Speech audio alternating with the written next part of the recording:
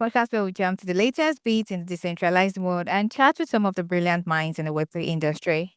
I'm your host, Olabisi, and today I'm excited to be joined by Diana. Diana is a Web3 marketing powerhouse, leading global strategies, scaling teams, and building massive audiences.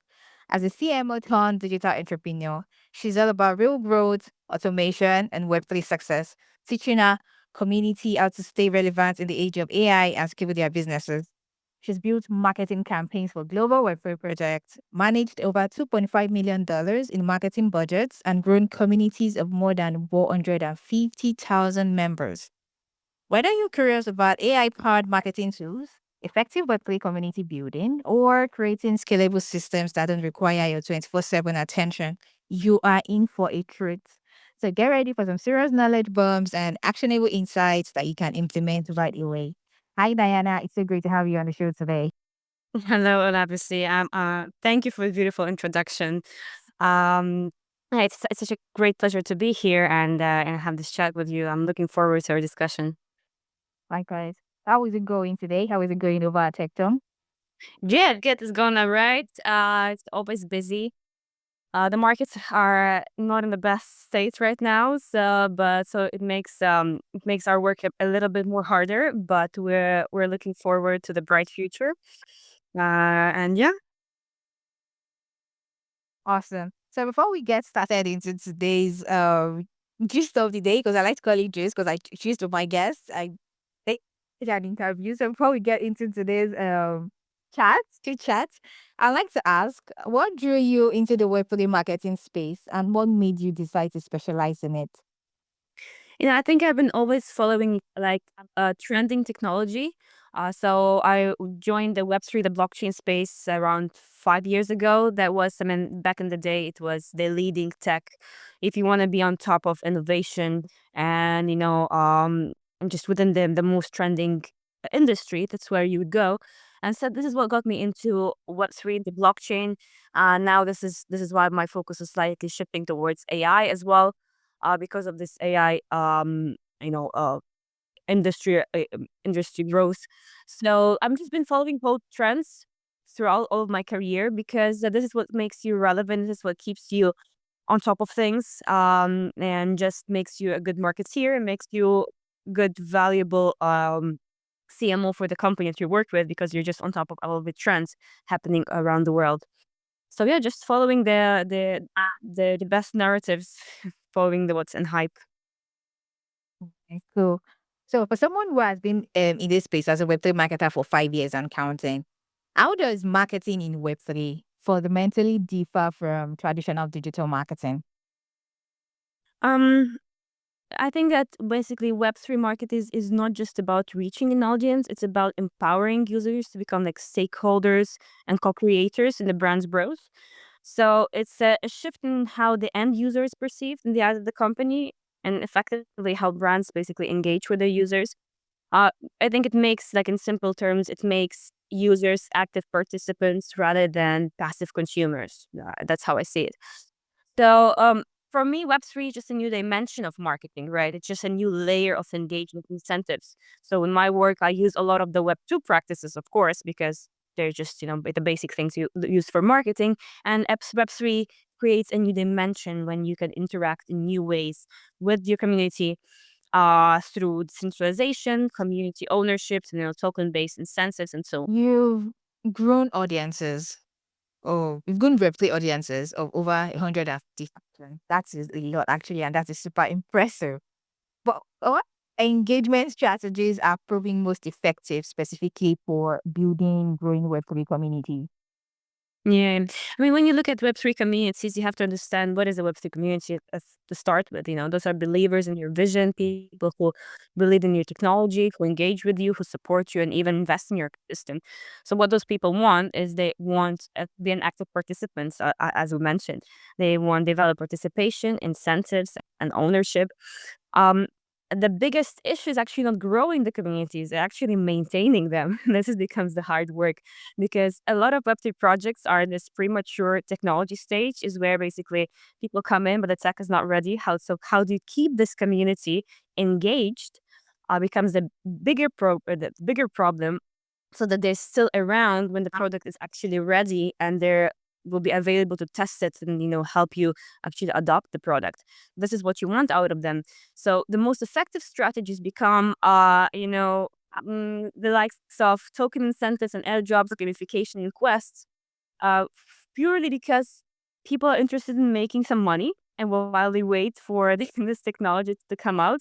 And this is the best strategy to keep them involved and help bring attention to your project, right?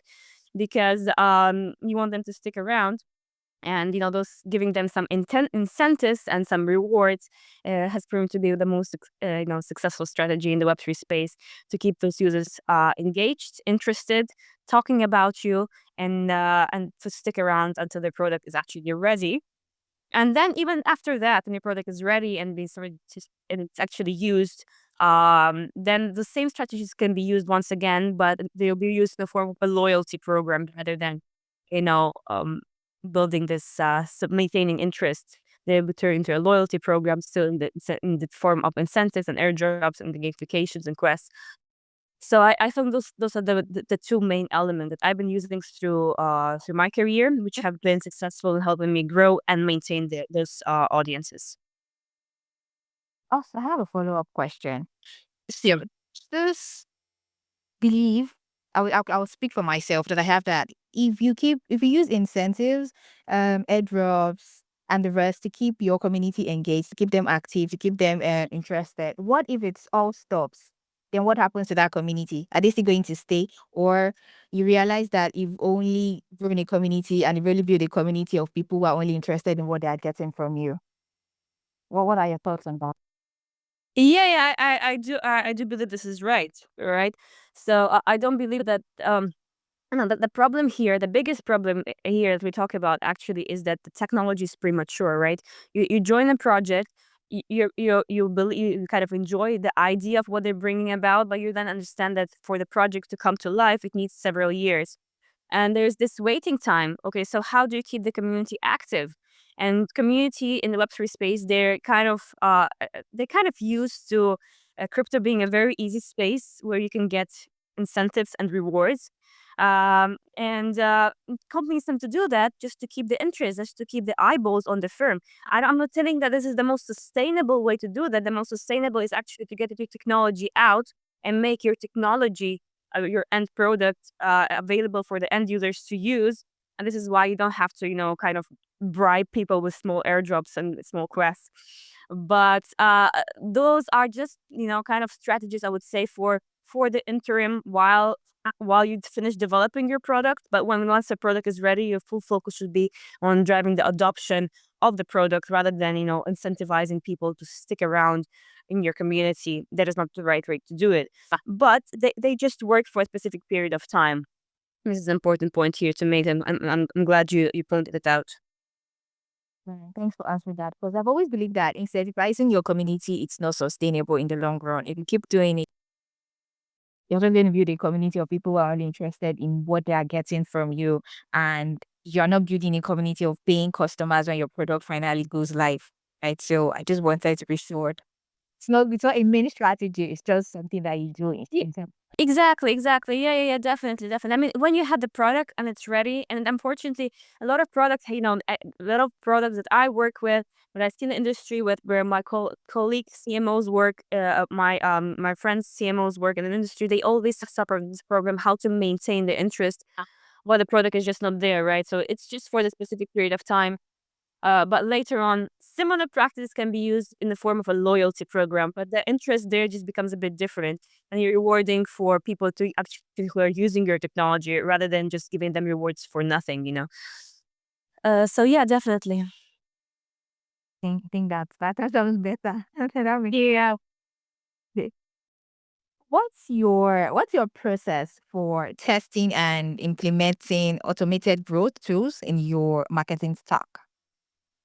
We don't have a process, but rather a habit. Because there's so much of those growth tools, it's insane. There's literally, an AI powered growth tools for anything, whatever you want, for content creation, automation, segmentation, analytics, whatever you want. There's now out there a tool which is fit to do that. So we've just created basically a habit of whenever we come by a new tool, we start playing around with it, and sometimes it takes you like 10 minutes to figure out if the tool is valuable or not. You just need to test it, and so this continuous testing is what helps me and my team to continuously experiment with this new tool and discover new tools, and just to always, play around and to make sure we're always on top of the newest trends, newest technologies, newest tools, just by allocating an amount of time to experiment in them. So still on automation. When building automated marketing systems, what are the most common pitfalls you see marketers fall into? I would say that I mean, automation should enhance, but not replace human interaction. That's how I see it, right? So some people tend to automate too much, and it becomes the result becomes a lack of personalization. Becomes over automation, poor data management in terms of the segmentation is not targeting is not right, messaging is not right. Um, you know there should be a human element. We should use those AI powered tools to support us, but not to replace the human element in them, and just neglect the real engagement. That's not what they're supposed to do. They're supposed to help us. So a lot of people tend to use them and not look into them too much, just automate things for the sake of automation, but that actually turns your content and your approach into a very robotic one, and this is what people directly can spot and feel, and they do not want to engage with this brand who actually does something like that. A follow-up question again. How do you think we can fix that? I think you can easily fix that by just people becoming, more cautious of how they use those tools, right? The difference between just me sitting and playing, experimenting with the tool. Okay, I found an easy way to automate it and create an automation for a specific task, and I just let it run, rather than me sitting actually a bunch of an hour or two or three extra on this tool and making sure that the results I'm getting is what I want, that the content it's creating is exactly how I want it to be. And just extra touch and extra time for the person who is on the other side of the computer, uh, to make sure that this tool is being used the most appropriate manner. Um, you know, Sometimes people are just becoming careless, right? They just automate and they do not um, not spend this extra couple of hours to make sure that it works well. So I think that can easily be just changed by just some extra attention. Right. Thanks for that. As someone who has launched successful Web3 marketing campaigns, what metrics have you found most meaningful when measuring success in Web3 marketing campaigns? I don't think the metrics differ greatly from the web through marketing, because what's important to me is actually, of course, engagement, retention, and conversion. But engagement in Web3 is a lot driven by, I don't want the hype in engagement. So engagement is the last thing I want. I want retention and I want conversion. I want retention of people, like I mentioned before, not the issue of growing the audience, but maintaining them, keeping the interest of those people over a long period of time to be interested in my product and my service, whatever that is. And actually, when the time is right to convert and start using my product, because why do I need those communities? Right? A community is great. They believe in my vision. They stick around for a time, but if they're not there when my product is ready or service is ready for them to become the first adopters of this technology and help me, help this technology find a place in the world, there's no point for a community then. So this is why conversions is the biggest aspect of them all, which I always focus on. Great. So now let's move to AI, artificial intelligence. Is literally everywhere. Everywhere I go, AI is everywhere. And it's so surprising how AI just can take over everything in such a short period of time. Right? It's every marketing, it's basically everything. I think AI is more, people use it more in marketing, except I'm wrong, because it's for content generation, for running campaigns, etc. AI is literally everywhere. So, on the AI discussion today, can you share a specific example of how you've used AI to transform a marketing process? I can speak for hours on that, Olabisi, because I mean, mostly what I've been doing, uh, like on even on my personal growth journey, the information I'm sharing on my personal profiles is just deep dives in different AI tools. Initially, from because of a belief that if you don't use those tools, whatever you do, whatever is your profession, in a 12 months period of time, you can become obsolete, maybe even less. So I've been crazy about different AI tools and implementing them in every bit and piece um, in our marketing strategy for the companies I use, for my other clients, for my personal growth. Looking at things like content creation. Let's say even with putting out some names out there like Jasper AI, Copy AI.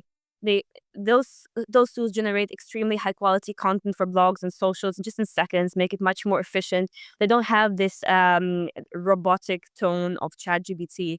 They just help you create content much faster, and there's nothing wrong in using AI in your content creation today because everybody's using that. But you should know which AI tools to use to make it to make sure that the content is human-like and just not so generic like ChatGPT. For example, we have a great amount of tools that help us in audience targeting and understanding the audience whenever I'm targeting and running campaigns for whichever project I'm working on. Segment AI is one tool that helps you do that. At Zoom is also another one that helps you analyze your user behavior in real time, helping you to better to create campaigns in much smarter and cheaper ways. So basically, I can understand anymore how you can create a campaign on whatever platform without using an A powered tool, because your competitor, whoever uses an AI powered tool, is going to be much more efficient, faster, smarter, and at a lower cost. So if you just go, or if you just naturally go on Google Ads right now and create a campaign yourself, you are 100% gonna underperform than in comparison to somebody who actually uses an AI powered tool, right?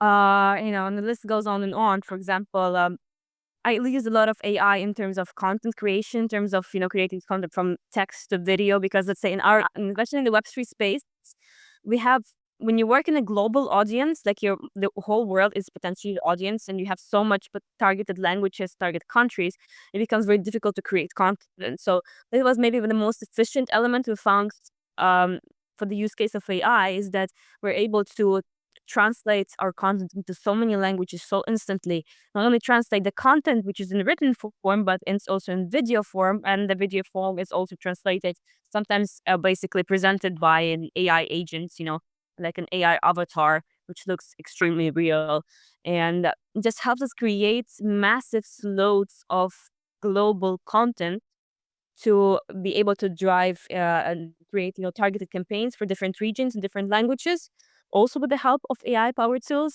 and just makes our reach and messaging to a global audience much more effective than it could ever become. Because if I would think like a year ago, if I wanted to do such a campaign, I would have to translate all of that with specific translators, create videos for each specific language.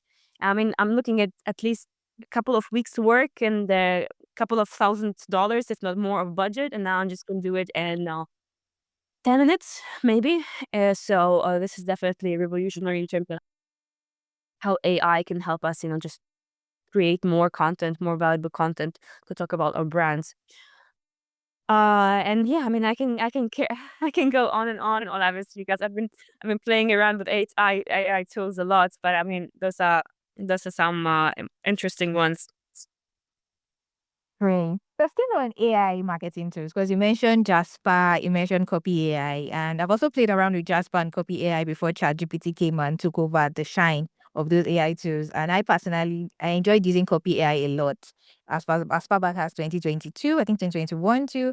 I was using Copy AI a lot, just testing them using the free trial and all of that. But then when ChatGPT came with the freemium option, I was like, I abandoned that Copy AI. But I've also been trying my hands on Claude. I think I like Claude. Claude AI better than ChatGPT. So they both have their strengths and weaknesses. Like, and there are also a couple of AI tools out there. So just like you two, I also find myself going down the rabbit hole of trying out different AI tools, because just like you also mentioned that AI is not going to take It's going to take jobs, but it's only going to take the job of someone who doesn't use AI. Or how do they say it now? Yes, and that comes to someone who is not using it. Because whether we like it or not, AI is here to stay and is literally being integrated into everyday tasks. So, the best thing you can do to upskill yourself as a person is just to learn how it works and make yourself a better version of yourself, right? And then yeah, so I completely fully agree with all what you said, and I could relate to some too. So my next question would now be still on AI tools, especially AI marketing tools. How do you evaluate which new AI marketing tools are worth integrating versus which are just hype? I mean, you have to really test it, right? You have to really test it and spend some time. Just like in the AI sphere, which is very similar to the Web3 space, that a lot of technology is premature. So read one basically text on the website, but when you actually go into the a tool to experiment with it, you'll find that so much things are just in the roadmap and yet coming. So it's still an evolving field. So you should be just cautious of what the tool can do in the real time, and you just have to experiment a little bit with it to put some time to basically to figure out if it brings you any value or not. Especially that last part, whether it brings you value or not. So the key value. So if it's not adding value to you, then you should just dump it already. Okay, as a CMO, you manage teams across different time zones. What systems have you found essential for maintaining productivity? System for maintaining productivity. I think the people, the human element, is the most important part of that. You know, if the most difficult part of working people on like remotely in different time zones where we don't see people is that if a person basically if the way they are in life, if they're not proactive, if they're not serious about what they do, if they're not passionate about what they do, there's really no system that can make them so. You know, no matter how much I try to structure things on Monday.com, you know, and organizing all those things we have to do in those processes, if people are just not energetic and passionate uh about the the opportunity they have working in the Web3 space and in remote environment, there's nothing that you can do about it. So my primary focus becomes on the people, finding people who are just proactive in their nature, and that makes things very much easily. Then the organization part becomes just a piece of cake when the person's right. So this is what I'm mostly focused on when I build my teams. When I try to find those people who are, who share the vision, who believe in what we do, and are, and value that opportunity that they have, working in this space. Right. So I asked those questions specifically because it's a common knowledge that managing people is one of the hardest things to do in this life. It's really, really hard to manage people effectively. So I really wanted to ask for someone who is probably a marketing lead that is going to listen to this episode and having problem with managing people and enhancing productivity. So I wanted to ask what are your best practices and how you've been able to manage it effectively. So thank you for that. Thank you for the tip. I'm sure someone will find it really helpful. Yeah, so back to marketing. What's one commonly accepted marketing best practice that you found to be outdated, should never be mentioned ever again? Um, I think, I mean, a lot of what the founders maybe focus on, there's some vanity metrics. I found them a little bit out of date, the focus on the vanity metrics, because there is so much hype in the Web3 industries and so little adoption, right? So much hype in this industry, but in reality, if you look at the real metrics, like global metrics, only 6% of the world uses crypto. So 16 years after the blockchain, after Bitcoin white paper was released, only 6% of the world uses crypto as a as a form of payment or deals with crypto. So there's a huge adoption gap in all of this industry that we're working in. So for me, I don't really care about metrics, vanity metrics as numbers, in terms of your growth metrics on your socials, some engagement and so on. I really care about how much people come and really use my technology and convert. This is my main metric here, because what the real stats are showing is that conversion of the whole industry is very low, though the hype is very high, right? So I'd rather have a very small, but active audience who actually can come and use my product and make sure that we drive global adoption of my product and of the whole ecosystem and the whole industry, rather than so much just hype and empty words. Right, hype and empty words. But for some founders, if they want you to come on board as a marketer, they expect you to perform magic, and they believe that the larger the number, well, the higher the number of community members or audience they have, it's what's going to put them push them out there or put them on the spotlight. But then most times they're actually wrong, because just like you said, when you have a small audience, and then they are loyal to you, they are paying customers. I'll pick that over a large audience any day. I'll pick that over. Actually. Yeah, yeah, yeah, very true. The large numbers are actually very frightening, Labisi, because you and I understand how much botted efforts there in the industry, and growing a very big audience it requires some botting practices, and this is what you see in projects that have very big audiences. You have a million followers, but you have two people engaging with your content. So yeah, it's something not right here. Yeah, it's not sustainable. It's not sustainable in the long run. Indeed. Based on your experience, which marketing strategies do you see becoming crucial in the next few years? I think it's something we've talked about a lot already on this podcast. It's just like adapting AI, right? I have this, it's not my view. It's a global view of everybody who's following up on the AI growth and industry. Is that if you do not use AI tools, you will become obsolete in, let's say, 12 months or maybe even sooner, because of the race of how fast AI is developing. We have to understand the geopolitical situation right now. There's a big race between USA and China in terms of who develops AI faster. So the rate of development AI is skyrocketing right now. And what we're going to implications of that and how AI is going to be used in our work and the tools that's coming out. Just you have to be following up with that, or you will be out of date. You become obsolete if you do not. It doesn't matter what you do. If you're a marketeer, you're founder, whatever you do, there is a tool, an AI tool for you that you should definitely start using, and you better start using that now, or else somebody who uses AI, as you already mentioned, will just take your job. Right.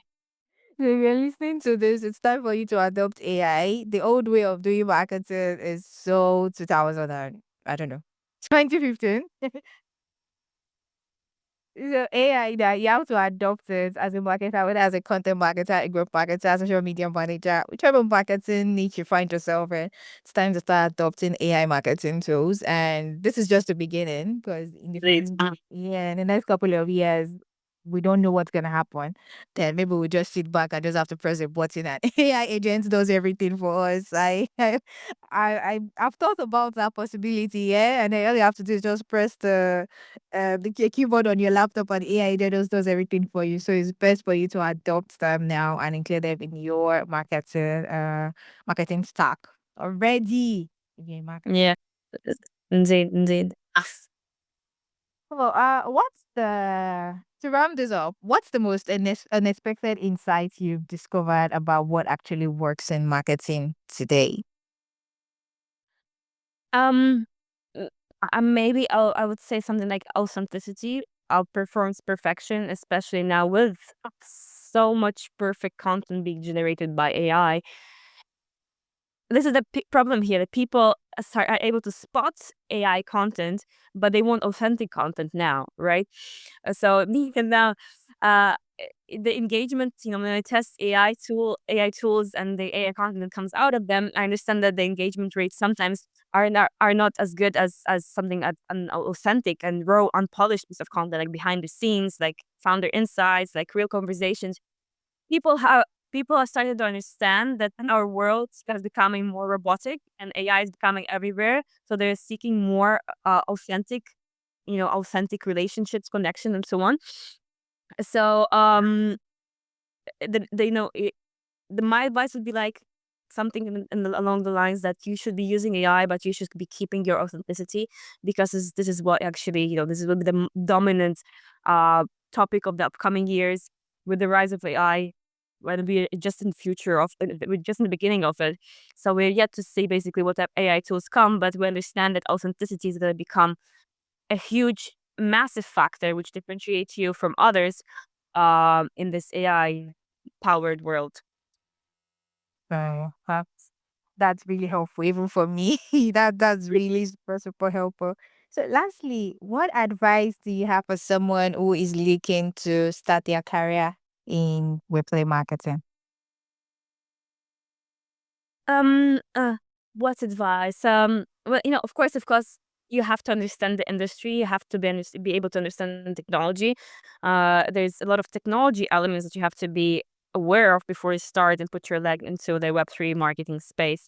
I'm not saying that it's difficult. I'm just saying that there's a learning curve, and the faster you know the technology and you understand it, the faster you just can find a space, a place to start your journey in the Web3 space.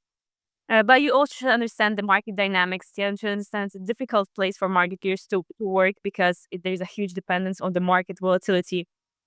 And the greatest thing you should understand as a marketeer is that you should always be able to not only be perfect in understanding the marketing tools, strategies, and tools, but you should be able to comprehend the macroeconomic environment that they actually operate in, how the markets work, how the cycles works, how the money flows work, because this is where the decision making comes in as a marketeer of when to spend, when is the right time to spend, when is the right time to launch this campaign, to be able to orchestrate perfect Web3 marketing strategies. You have to be able to see the both sides, the global marketing, the global market view, and understand the small little details of how Web3 marketing actually works. Beautiful. Thank you for sharing that with us. I'm sure for someone who's looking to start their career in webplay marketing, this is going to be super, super helpful for them. And that wraps up today's episode of the Web3 Quick Bite podcast. We hope you enjoyed today's discussion. And if you have any feedback or questions, please reach out on social media or send an email to web3quickbite@gmail.com. Thanks again, Diana, for joining us and sharing your wealth of knowledge and experience with us. We really appreciate you coming on the show today. And thank you to our listeners for tuning in as well. We'll be back next week with more exciting content. So be sure to subscribe and tune in. Bye.